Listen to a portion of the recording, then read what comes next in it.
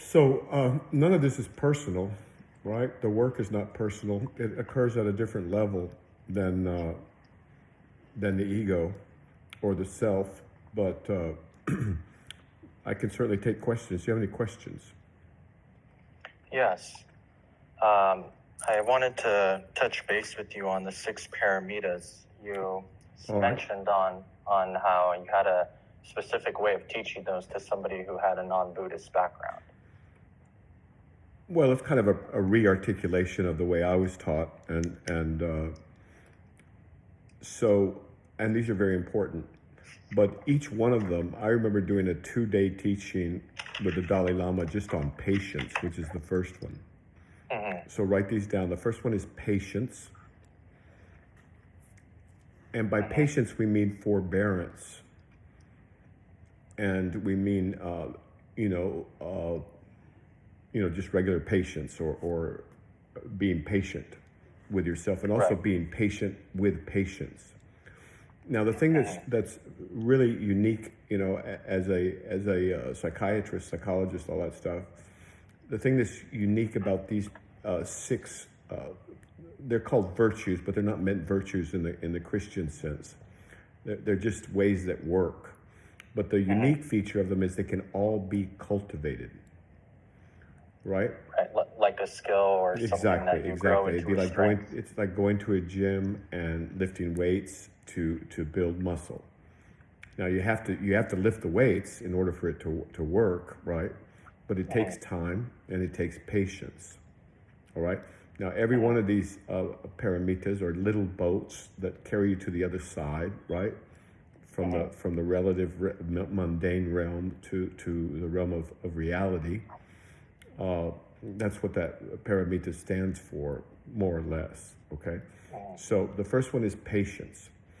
And this one you can practice all the time, and it transforms situations that would otherwise be frustrating, like you're hoping to check out in a grocery store, and there's an old lady in front of you, and she's taking all day with her checkbook and talking with a cashier and all this other stuff. Rather than be irritated, you have an opportunity to practice patience. So it's like the world turns into like a big, using the metaphor of gym more, you walk around and you'll find, barbells lying around or dumbbells for doing your biceps. And so what you do is by changing your attitude towards patience, you cultivate it. And it's a very, very good aspect of your practice, a very important one. And this includes being patient, for example, with meditation, right? Right. You have to be patient with yourself as well as with others. And forbearance is more like kind of the Christian virtue of not being quick to anger because somebody said something stupid or somebody was an idiot, and etc. Okay, so that's number one, patience. Then comes, in no particular order, right? We have energy. Now you need energy in order to do this work, right? You can't be, you can't do it without energy. And so energy, it means keeping yourself in good physical shape. And if you notice the Tibetan lamas, for example, are doing these things called prostrations, where they do this major calisthenic thing, and they do it hundreds of times, and in some practices even thousands of times. But that's something different. That's called the nundro. That's a different kind of practice. But the point is they're in very good physical shape. So you have to eat well, sleep well, exercise, etc. All right? So that's energy. Then third, we have discipline. You need discipline to do this work. And that should be pretty self-evident. You can't be self-indulgent. Overly self-indulgent. You can't be flying around all over the place, flopping around, wasting time, etc. It requires some discipline for study, for meditation, for contemplation, for cultivating patience. Everything takes discipline. So what have we covered so far? We've covered patience, energy, and discipline. And now we have something called contemplation/meditation. There's a lot of confusion out there about what meditation is. Yes. There's a lot of confusion about what contemplation is.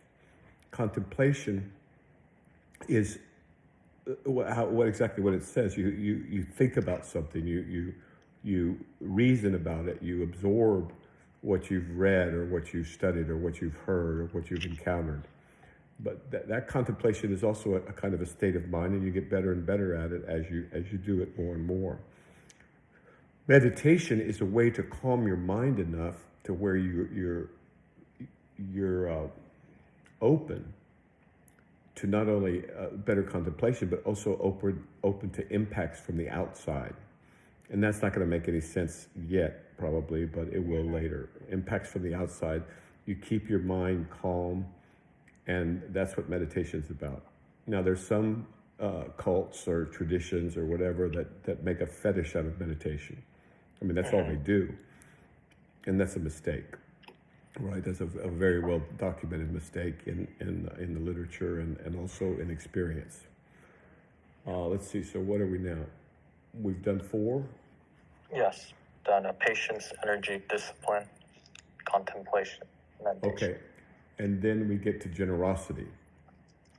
Generosity can be cultivated. It's generosity of spirit, generosity of when you interact with people. It's also, so this is the other thing that's beautiful about them. They all interact with each other, and they all strengthen each other, and they all act synergistically. So generosity would be not being patient. It would be, giving people the benefit of the doubt. If it comes to material generosity, that's fine too, but that's not the main principle. But it's a form of it. So that's generosity. All these can be cultivated, and they become habits. And when they become habits, then you're really in a much better place to do whatever you need to do. By the way, not just in the Dharma, not just in the quest for truth, but also in just in routine life. You're just a better person, right? Yeah. But that's incidental, pretty much. I mean, as far as the quest for truth is. And so that's how many? 5? Yeah. Okay, so now we get to insight, which is the final one. Insight is understanding. Insight is penetrating understanding. And where this comes in at first, and it's really important, is in that, for example, insight into emptiness. Do you know what emptiness is? Emptiness. I have a. Okay, well, emptiness is a core concept. A core concept in Buddhism. It's a core concept in understanding reality, right? And so learning about emptiness, which is a different topic, and it's just one example of insight, is something that you're going to need to do, right? Regardless of what tradition you're in. But that's a separate topic. Now, so insight comes from reading, insight comes from contemplation, insight comes from discipline, insight comes from listening like you're doing now. Insight also comes from, it comes from wherever you can get it, right? You can learn from the animals, you can learn from the trees. All things are teaching at all times. That's another thing that people have difficulty with. But if your mind is open and you're practicing the rest of the paramitas, then this insight will come. But you should also cultivate it, and sometimes that takes a while. Yeah. And then is insight like a learned truth or experienced truth? both. Both. Yeah. And there's it keeps going. Insight can be shallow, it can be medium, or it can be profound, extremely profound. And this requires that you cultivate insight by reading good books, going to good talks, finding people that can help you along, etc.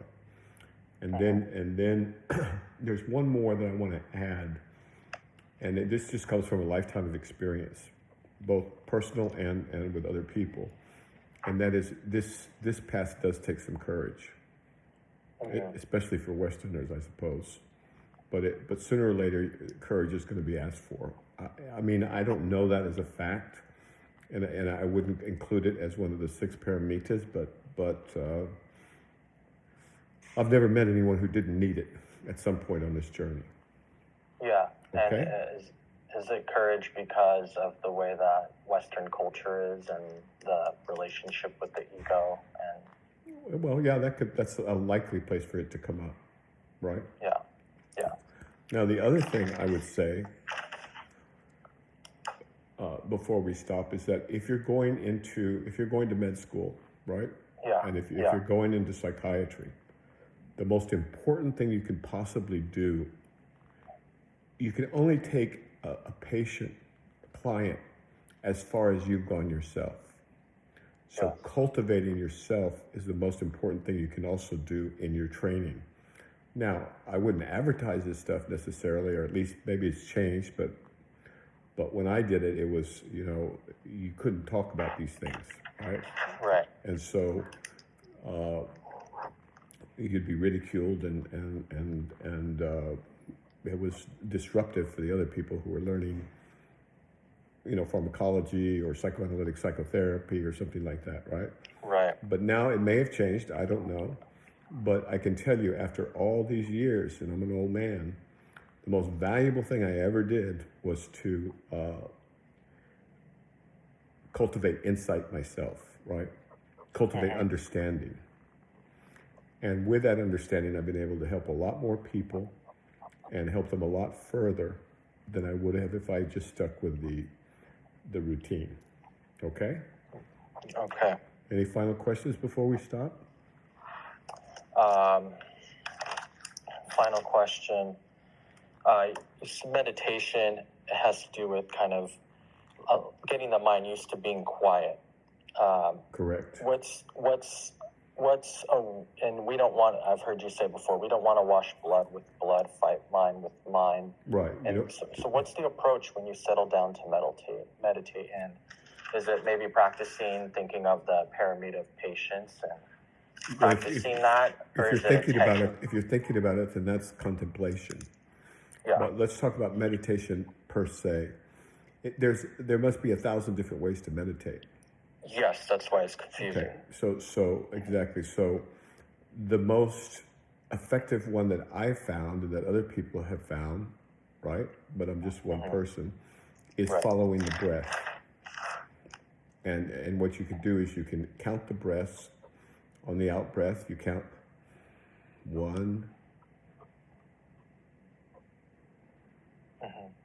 2, and if thoughts start to jump in, then you start over at 1. But you don't get in a fight with yourself. You don't wash blood with blood. You don't try and fight fire with more fire. What you do is you just start back over at 1. It's not a contest. You're not competing with anyone, including yourself. And you're patient and you're generous with yourself, and you just, because it'll be hard to get to 3 for most people, right? For a while. But gradually your mind starts to settle. It's like a water full of a glass of dirty water. If you just sit it there, sooner or later the dirt will settle right to the bottom of the glass. And the mind is like that as well. And the other thing that will happen is that when you first start doing this, it can be a little scary because of the stuff that rushes out to the surface, right? It's like dirty clothes. When you first put them in the water, all the dirt kind of puffs, rushes out in the beginning, right? But that's normal, that's natural, that's part of the process. Now, in terms of techniques, you can go Buddhist, you can go Zen, you can go Hindu, you can go whatever you want, right? You can just sit in a chair if you want, and just. But the thing is, you mustn't move. You mustn't move, and within reason, if you have an itch, just focus your mind on the itch, and watch what happens. Now that's within reason, okay?